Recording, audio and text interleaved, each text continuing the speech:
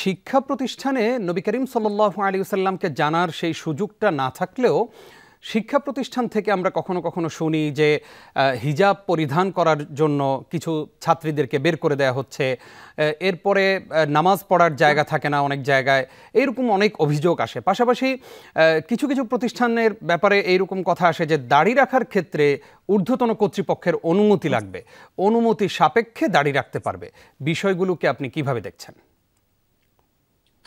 দেখুন, আমরা যেরকমটি আশা করছি, প্রত্যাশা করছি, বাংলাদেশের সর্বস্তরের জনগণ যেটি প্রত্যাশা করে, সেই প্রত্যাশা পূরণ হওয়া তো দূরের কথা, কোন কোন ক্ষেত্রে তার বিপরীতটা করার চেষ্টা করা হয়, যেটা দুর্ভাগ্যজনক বাস্তবতা। যেমনটি আপনি বলেছিলেন যে কোন কোন শিক্ষা প্রতিষ্ঠানে দেখা যায় হিজাব বা নেকাবের কারণে, দায়ের কারণে শিক্ষার্থীদেরকে হ্যারাসমেন্ট করা হয়, তাদেরকে বের করে দেওয়া হয়।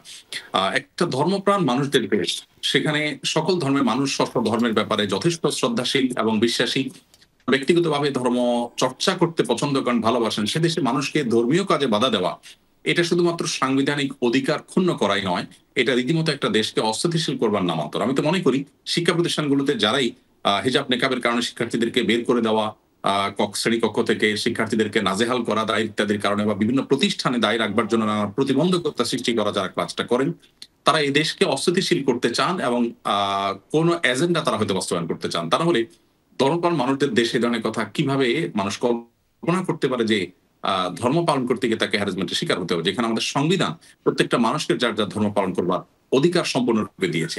আমি মনে করি যে এই সমস্যাটার স্থায়ী সমাধান হওয়া উচিত। কয়দিন পর পরে এক একটা প্রতিষ্ঠানে এক একটা ঝামেলা তৈরি হয় এবং তার জন্য মানুষকে আন্দোলন করতে হয়, মানুষ সংক্ষুব্ধ হয়। এই সংক্ষুব্ধ হওয়ার পরিমাণ বাড়তে বাড়তে একটা অনাকাঙ্ক্ষিত পরিবেশ পরিস্থিতি তৈরি হতে পারে। সেজন্য আমি মনে করি রাষ্ট্রের সর্বোচ্চ জায়গা থেকে ড্রেস কোডের পাশাপাশি সকল ধর্মের মানুষ যেন তার ধর্মীয় সিম্বল, ধর্মীয় পোশাক আশাক এবং নীতিমালা এগুলোকে সে অনুসরণ করতে পারে, সেরকম বিষয়ে সর্বোচ্চ জায়গা থেকে ঘোষণা আসা দরকার এবং বিষয়টাকে ক্লিয়ার করা দরকার যে ড্রেস কোডের অজুহাতে কখনো ধর্ম পালনে, জি। ধর্মীয় বিধিবিধান পালনে কোন রকম বাধা সৃষ্টি করা যাবে না। আমরা জানি ইন্ডিয়া, আমেরিকা, পৃথিবীর অনেক দেশে সেনাবাহিনীর মতো জায়গায় ড্রেস কোড যেখানে অনেক গুরুত্বপূর্ণ, অনেক কড়াকড়ির সাথে যেখানে পালন করা হয়, সেখানে পর্যন্ত শিখরা সেখানে পাগড়ি পরে তারা সেনাবাহিনীতে কাজ করছে, জি, জি। অন্যান্য সেক্টরে কাজ করছে। সেখানে আমাদের দেশে এই প্রতিবন্ধকতা বিগত আমলে আমরা দেখেছি, কিন্তু বর্তমান সময়ে সেই প্রতিবন্ধকতা আবারও দেখতে হচ্ছে। এটা খুবই দুর্ভাগ্যজনক বাস্তবতা।